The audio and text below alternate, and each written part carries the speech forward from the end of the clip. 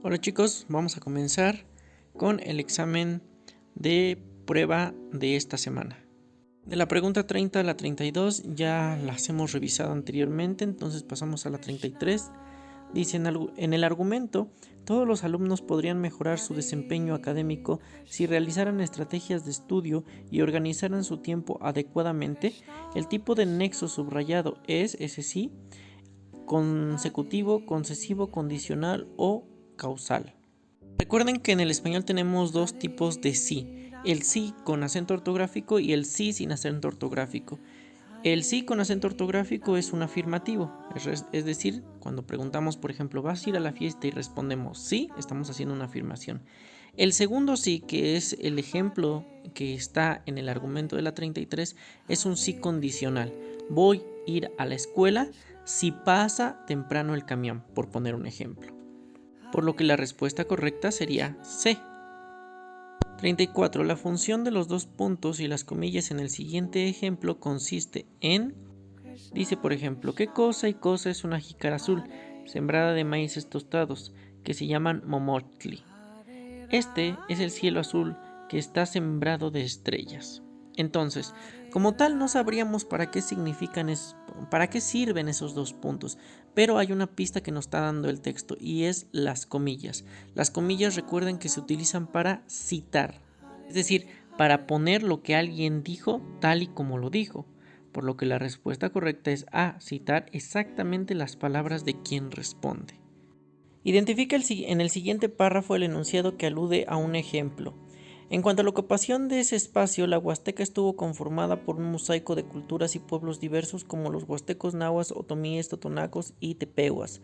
A diferencia de los otros grupos que no poblaron más allá de esa cota de altitud, nahuas y otomíes habitaron una franja continua desde la planicie costera hasta el altiplano central, lo cual les permitía y les permite el acceso a una gama de diferentes recursos. Tip importante, chicos, la palabra como siempre va a ser un ejemplo. De todas maneras, si tienen dudas, cuando vean una palabra como, le pueden poner al lado imaginariamente un como por ejemplo, y si queda bien con esa frase, entonces lo que sigue efectivamente es un ejemplo. La respuesta correcta obviamente es A. Y de todas maneras, fíjense, dice culturas y pueblos diversos y nos da ejemplos de culturas y pueblos diversos: huastecos, nahuas, otomíes, totonacos y tepehuas. 37. Identifica la posición en la siguiente oración. Las aposiciones ya las habíamos visto en un video que está actualmente en YouTube en el canal de las clases de Tequixquiac. Entonces, voy a dejar aquí una pequeña definición y si quieren indagar más se van a ese video. Aquí está la definición y algunos ejemplos, pueden pausar el video y revisarla atentamente. Pero en términos generales, una aposición que es una palabra que define a otra palabra, un grupo de palabras que define a otro grupo de palabras. Por ejemplo, si yo digo, mi primo, el que vive enfrente de mi casa, el que vive enfrente de mi casa es al mismo tiempo mi primo, es decir, las dos expresiones están autodefiniéndose. Por ejemplo, en esta oración que dice Manolo el carnicero se ha convertido en papá, pues su mujer acaba de dar a luz. Manolo es nuestro sujeto, pero el carnicero es Manolo al mismo tiempo, el carnicero es la posición de Manolo. Entonces, la ciudad de los palacios es la posición de México, porque México es la ciudad de los palacios. 38. Elige la opción en la que el verbo subrayado se encuentra en pretérito del indicativo. Ya habíamos dicho que pretérito es exactamente lo mismo que pasado y que al hablar de indicativo estamos diciendo una acción que realmente sucedió, sucede o sucederá. La respuesta correcta es Miguel Hidalgo inició la guerra de independencia, porque inició es una acción que sucedió en el pasado y que se está afirmando categóricamente que se hizo. 39. En la noticia periodística predomina la función referencial porque recordemos que función referencial es lo mismo que función informativa y estamos informando acerca de un suceso o de un objeto, ¿vale? Cuando se informa de lo que un objeto es, se produce un efecto de objetividad. Recordemos que objetividad viene de la palabra objeto, el análisis del objeto. por lo que la respuesta correcta es C.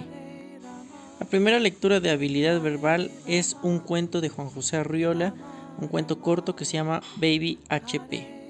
77. El narrador del texto dice que las horas de recreo son preciosas porque, es decir, las horas de juego. Es lo que más le gusta a los niños, el niño puede jugar con otros, los niños se ponen muy contentos o los niños harán mucho ejercicio. Aquí está la frase clave de las horas de recreo y se hace referencia, es decir, no se dice directamente que es porque los niños harán mucho ejercicio y al hacer mucho ejercicio llenarán estos cargadores de los que habla el autor, estos cargadores de electricidad.